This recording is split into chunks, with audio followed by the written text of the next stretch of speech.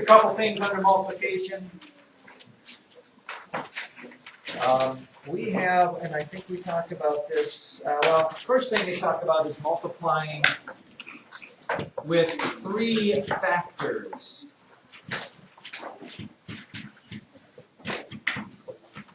And if you remember, a factor are just the things that you multiply together. For example, if you have this problem here,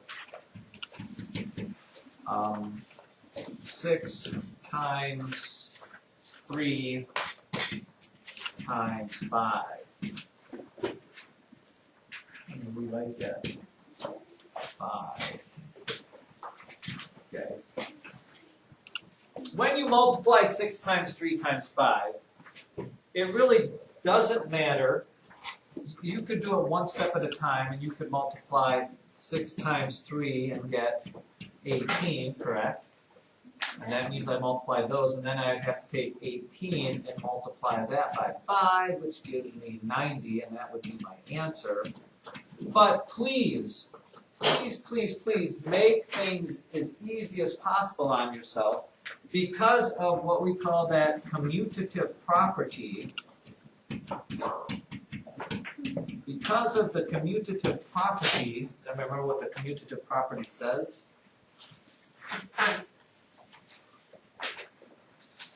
Commutative property, anybody know what that says? Victoria, what's the commutative property say? Rearrange the order of atoms. Right. Well, this is now we're doing property of multiplication, which it wouldn't be adds anymore. Now it's moving factors. The commutative property says. By the way, here let me. Well, wait a second. Let's see if I can do this. For the beauty of the board. The only problem is can I move that? Okay. Well, here, I'll just move it piece by piece. Whoa.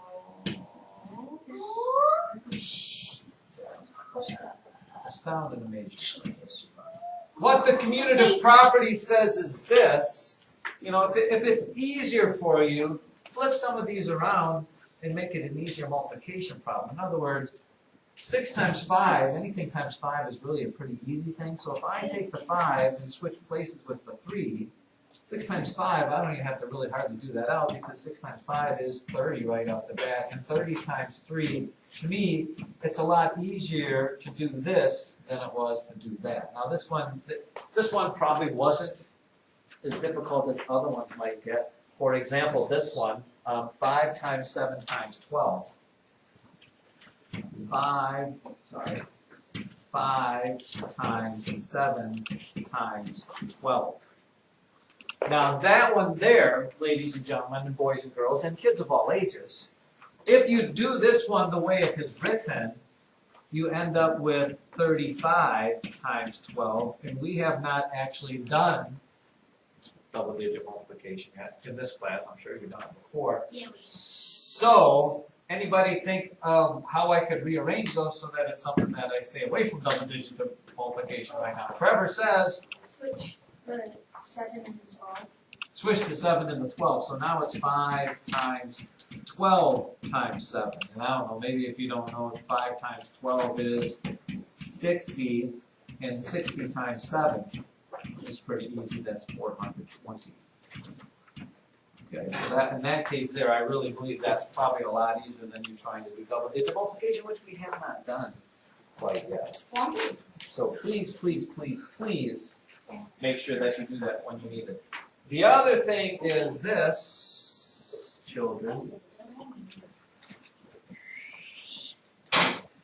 Take out your notes under, we have missing numbers, right? Yeah. Under missing numbers,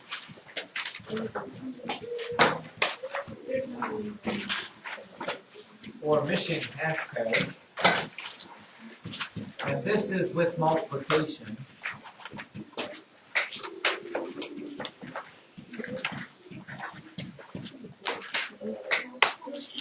With multiplication, there are 3 different types there are 3 different types of problems you'll see. Let's write these down. W times 3 equals 18. This next one will be the one that confuses you, probably. 3n equals 24.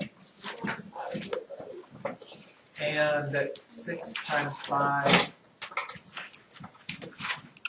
equals 3 times y. Oh! Yes. Oh! I get the Yeah, please stop. Squeaky wheel gets the grease is a phrase I like to say. Yeah. You don't want to get greased. That's kind of the deal. Take a look, see here. Like with all other missing number problems, I will become the broken record that you don't want to hear. Always, always, always, even if you think you know what you're supposed to do, think of an easier problem to tell you what you should do. In other words, W times 8 equals, W times 3 equals 18. You should think of an easy multiplication problem. 2 times 3 equals 6. If you're missing the top, what do you do with 6 and 3 to get 2? Divide. So 18 divided by 3 is 6. To which, I'm not sure who out there yelled out the answer 6. I will say that does not impress me as much as showing this does, because yes, you know this problem when it's really, really easy, but when the problems get harder, you're going to come to me and say, Mr. Hahn, I don't know how to do this. And my words to you are going to be, did you think of an easier problem? Because that's what I've teached you from day one. And you'll say, no. And I'll say, well, why not? And you'll say, well, I really thought I was smarter than I was because I could do this without it. And, you know, it gets to be messy. Very, very messy. And we always try to stay away from messy. Messy just like Sam. Look at him. He looks like he's kind of bored just a little bit. Maybe he's still wondering what's going on with that green card. Was that your fault, by the way, the green card thing? No. You weren't the one that picked the wrong green card? Okay, just want to make sure of that. Okay, now this one here. This confuses you. Please understand this, 5th grade. When you have a letter next to a number, that means multiply. In other words, you could rewrite this like this. It would be 3 times n equals 24. 3 times n. If you have letters next to numbers, that means you're multiplying those 2 things together. So there again, like Brian would say, the first thing I'm going to do is think of an easy multiplication problem. Let's go with this one. 6 times 5 is 30. If I was missing this 5, what would I do? Because I'm missing the middle. What would I do with 6 and 30 and 6? I would divide again. And 24 divided by 3 is 8. And I won't have to go with that whole speech again. And this last one here, this one, you're going to have to do what you can here first before you try to solve it. 6 times 5 is 30, and then 30 equals 3 times what number? And again, before you answer me the answer, which I don't care about as much as you saying, you know, Mr. Hahn, why don't you think of an easy problem? How about 15 equals 5 times 3? If I was missing this 3, what do I do with 15 and 5 to get 3? Divide, so I'm going to divide 30 by 3 and get 10. So the letter y equals 10. And I know you'll say, I didn't need to do that, and I'll say, there'll come a time when I will use that famous, dreaded phrase that says, I told you so. Max will be my witness to that when I say I told you so. And then one last thing that you may or may not know, draw this as best you can with me. I'm going to show you how to draw an isometric block. I know you don't. That's why you learned something. No, this is under multiplication. Under multiplication still. Isometric means kind of like a 3-dimensional box.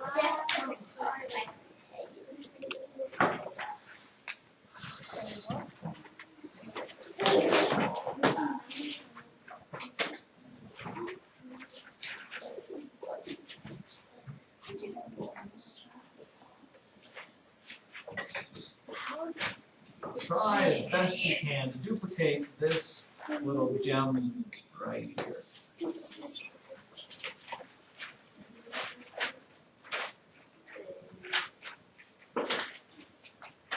cannot tell you the number of children that have struggled with this,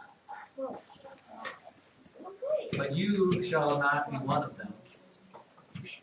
The question this is a block that's made up of little blocks. And the question the book will ask you is how many little blocks make up, not the stuff you put on your face, make up the big block, not the kind in your car.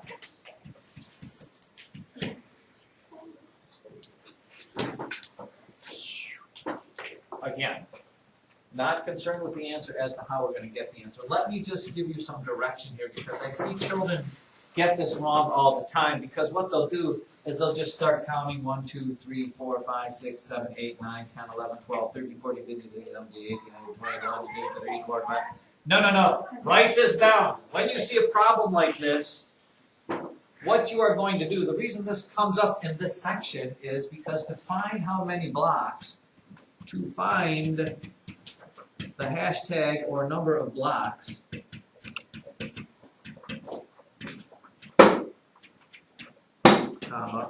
you will multiply what we call the length, the 3 dimensions together.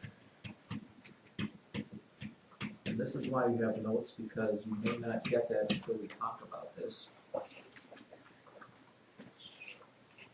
And by 3 dimensions, I mean how wide, how long, how high is this? In other words, here's the deal. How many blocks does it take to make this bottom part here? Well, there's 1, 2, 3, 4, count the spaces. 4 blocks wide, or the length. How many blocks from here to here? It's 2, correct?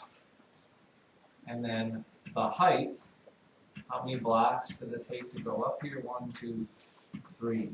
The dimensions of that block are 4 by 2 by 3.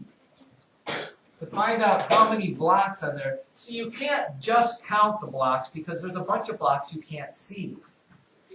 There's blocks behind this row of blocks that you can't see, so you can't just sit there and look and count all the numbers on the face. You then are going to take 4 times 2 times 3, and that will tell you how many blocks there are, which happen to be 4 times 2 is 8, and 8 times 3 is, there are 24 blocks that make up that little bad boy there.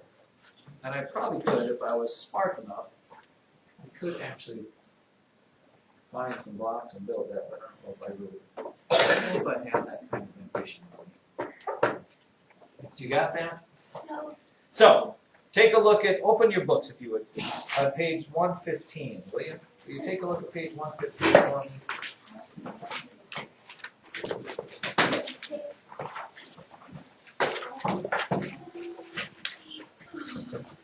Look at the very top of page 115 where the letter E is up there, and it says, and I quote, "How many blocks were used to build this figure? Give a multiplication problem that provides the answer."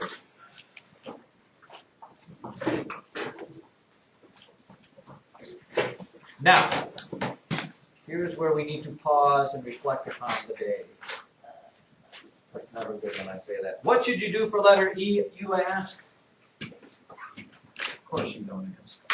For letter E, if you come across a problem like this on your book, this is what I would like for you to do. I would like you to draw that thing, but you don't need to draw all the little blocks. Just draw the big block as best you can. And what you'll need to do is write down the dimensions of those blocks.